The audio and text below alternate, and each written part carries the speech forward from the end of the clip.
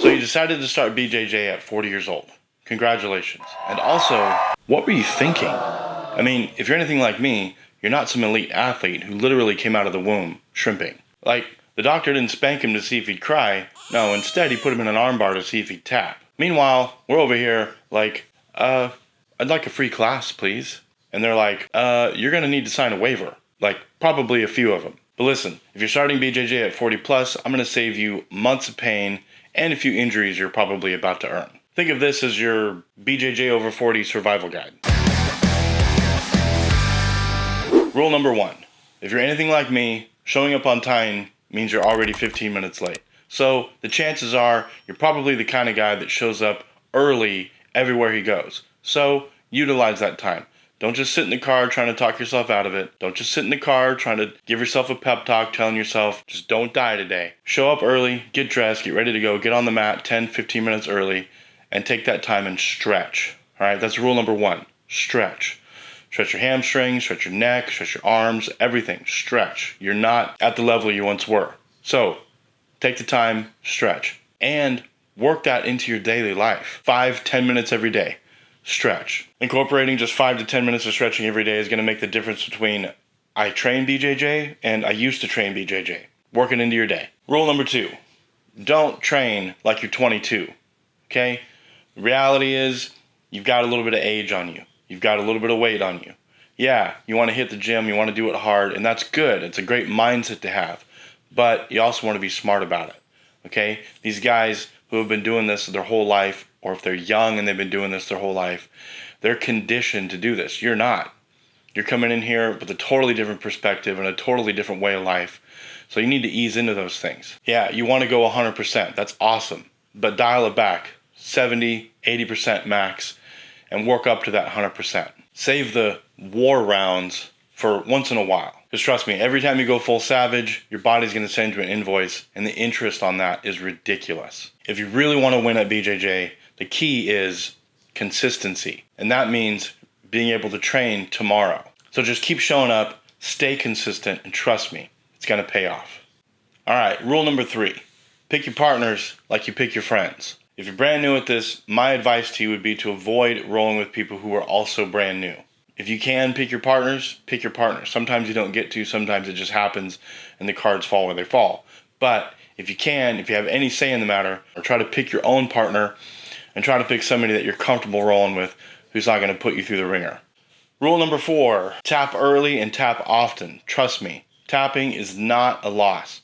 It's a moment to learn. It's a way that you learn. It's how you learn. If you wait to tap until it already hurts, you're already too late. Okay, don't do that.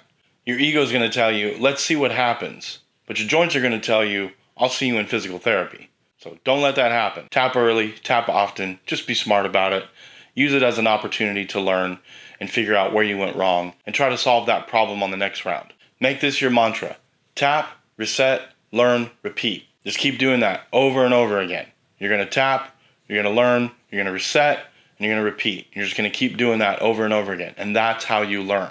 Rule number 5, learn defense first. I know you want submissions. Trust me, we all do. But when you're new, your first win is to not panic. If you can frame, breathe, and survive, you're going to start improving a lot faster. So focus on that, survival.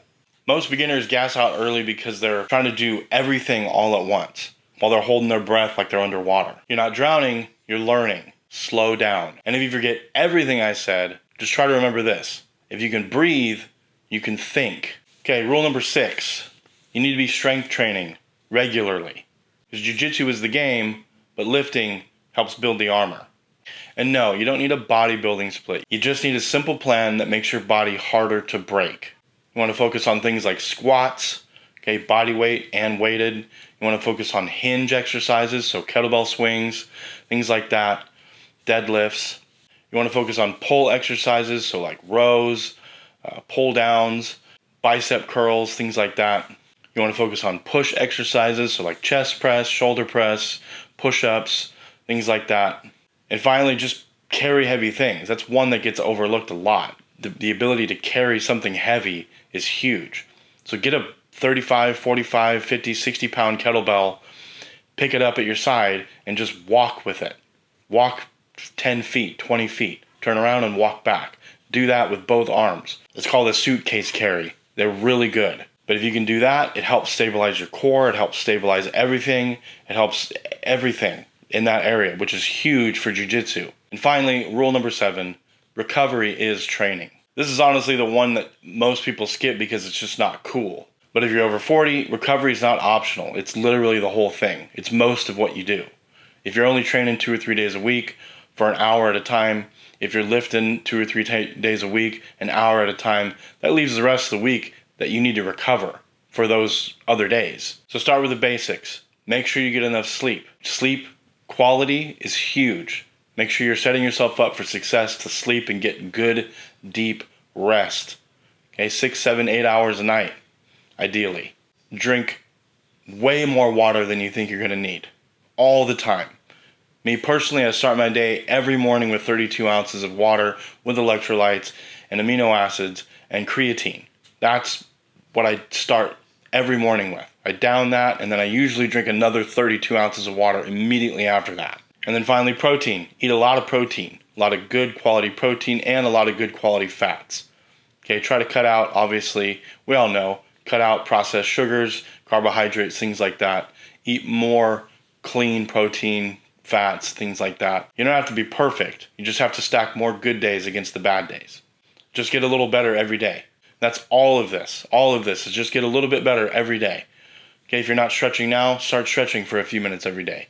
You'll improve. If you're not drinking a lot of water now, start drinking water more. Start your day with 16 ounces or 32 ounces of water. Just wake up and that's what you do. Drink water. You're going to improve.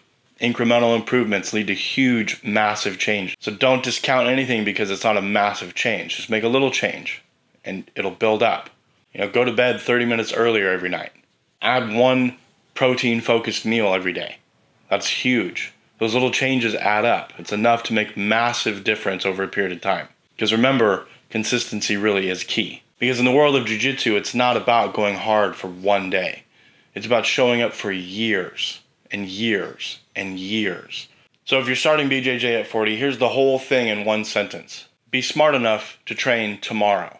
If you want, I'll make a part 2 with a beginner plan.